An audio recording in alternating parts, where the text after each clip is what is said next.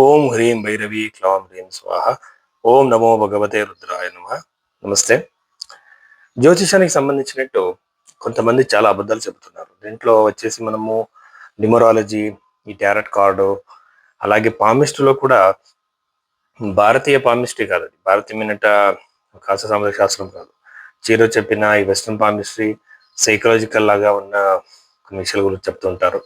ఇలా పెద్ద పెద్ద పూజలు, జెమ్ స్టోన్స్, అలాగే రుద్రాక్షలు ఇవన్నీ చెప్పి ఒక బిజినెస్ లాగా చెబుతున్నారు. కానీ మన జీవితానికి జ్యోతిష్యం అది అవసరం ఏంటి, జ్యోతిష్యానికి సంబంధించిన విషయాలు ఎందుకున్నాయి? ఇప్పుడు జ్యోతిష్యం అనేది ఆధ్యాత్మికంగా మనం ఏ ఒక్క స్థితిలో ఉన్నాము అంటే, ప్రతి ఒక్క మనిషిది ఒక పరమోచ్చమైనట్టు ఒక గురి వచ్చేసి, ఒక ఉద్దేశం వచ్చేసి ముక్తి పొందడం.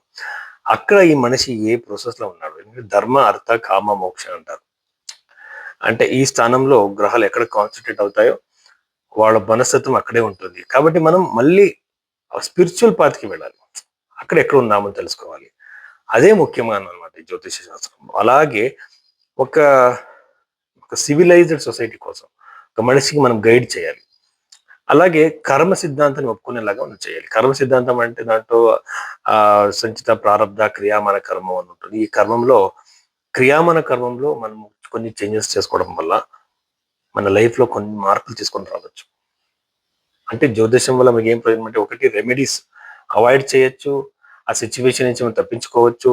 అలాగే ఆ సిచ్యువేషన్ మనకి కంట్రోల్ లేకపోతే దాన్ని అక్సెప్ట్ చేసుకోవచ్చు. ఇలాంటి మల్టిపుల్ బెనిఫిట్స్ ఉన్నాయి. కానీ జ్యోతిషం ఇలా అర్థం చేసుకోవాలి. కానీ ఒక పూజ చేస్తే ఆ ప్రాబ్లం సాల్వ్ అవుతుంది, ఈ పూజ చేస్తే మీరు కోటేశ్వరులు అవుతారు అని చెప్పడము, ఇలాంటివి చేస్తే ఈ ప్రాబ్లం సాల్వ్ అవుతుంది, ఇది అబద్ధాలు అనమాట. బృహత్ పరాశర శాస్త్రంలో ఉన్న రెమెడీస్ మాత్రమే మనం ఒప్పుకోవాలి.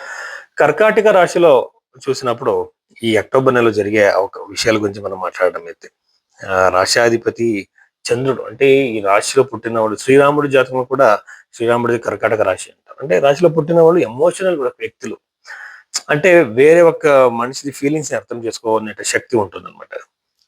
పుట్టకతోనే వస్తుంది. అంటే ఎలా అంటే, ఇప్పుడు సింపథెటిక్ అంటారు, ఎంపథెటిక్ అంటారు. ఇలాంటి నేచర్ వాళ్ళకి ఉంటుంది. వేరే వాళ్ళ ఫీలింగ్స్ అర్థం చేసుకుంటారు, వేరే వాళ్ళ భావనల్ని అర్థం చేసుకుంటారు, ఎమోషన్స్. సో ఈ ఎమోషన్స్ వ్యక్తులకి ఎప్పుడు టెన్షన్స్ ఎక్కువగా ఉంటాయి అన్నమాట. సో ఇక్కడ చతుర్థ భావంలో కుజుడు ఉన్నాడు కాబట్టి ఖచ్చితంగా కౌటుంబిక సమస్యలు, అంటే ఫ్యామిలీలో గొడవలు, ఇష్యూస్ రావచ్చు. తల్లికి ఏదైనా హెల్త్ ఇష్యూస్ వచ్చే అవకాశాలు ఎక్కువగా ఉంటుంది. అలాగే రెండో ఇంట్లో కేతు గ్రహము, శుక్రగ్రహము రెండు ఉండడం వల్ల ఏంటంటే ఫ్యామిలీ మళ్ళీ గొడవలు, టెన్షన్స్ వచ్చే అవకాశాలు.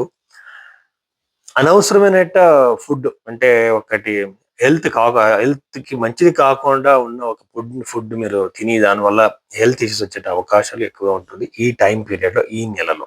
అలాగే మూడో ఇంట్లో సూర్యుడు, బుధగ్రహం ఉండడం వల్ల ట్రావెల్స్ ఉంటాయి. కానీ ట్రావెల్ వల్ల మీకు లాస్ అయ్యే అవకాశం. ఇప్పుడు మేము ఏదైనా ఒక ట్రావెల్ చేస్తాం అనుకో, దానివల్ల మీ డబ్బులు లాస్ అయ్యే అనవసరమైన ఒక ట్రావెల్ చేసే అవకాశాలు ఈ కర్కాటక రాశి వాళ్ళకి ఉంటుందన్నమాట. దీని జతలోనే అష్టమ భావంలో రాహు ఉండడం వల్ల మ్యారిటల్ లైఫ్ లో ఇష్యూస్, మ్యారిటల్ ప్రాబ్లమ్స్, భార్య భర్తల మధ్య గొడవలు ఎక్కువయ్యే అవకాశాలు ఈ నెలలో ఉంటాయి. సో అలాంటి సందర్భంలో రాహు వచ్చేసి ఎక్స్ప్లోజివ్ నేచర్ ఉన్న ఒక ప్లానెట్. ఈ గ్రహం అలా అక్కడ ఉన్నప్పుడు వాళ్ళకి ఖచ్చితంగా మ్యారిటల్ ఇష్యూస్ రావచ్చు. దీన్ని సరి చేసుకోవాలి అంటే కమ్యూనికేషన్ లో చేంజ్ చేసుకోవాలి. అన్నిటికీ కూడా పూజలు, అన్నిటికీ కూడా రుద్రాక్షలు, అన్నిటికీ జెమ్స్టోన్స్ చెప్పడం తప్పు. మన సైకలాజికల్ గా మనము చేంజెస్ చేసుకోవాలి. అంటే మన మాటలు, మన కమ్యూనికేషన్, మన పర్సనాలిటీని కూడా చేంజ్ చేసుకోవాలి. అన్నిటికీ కూడా మనం గుడికి వెళ్ళడం తప్పు. సో ఇలా మీరు ఆలోచిస్తే మ్యారిటల్ లైఫ్ లో ఎలాంటి ఇష్యూస్ ఉన్నప్పుడు సాల్వ్ చేసుకోవాలి. ఎస్పెషల్లీ కర్కటక రాశి వాళ్ళకి ఇలాంటి ఇష్యూస్ వచ్చే అవకాశాలు, బాస్ జతలు అంటే మీరు కంపెనీలో పనిచేస్తుంటే మీ బాస్ జతలు కూడా గొడవలు అయ్యే అవకాశాలు ఉంటాయి. మీరు జాగ్రత్తగా ఉండాలి. ఇది గుర్తుపెట్టుకోండి.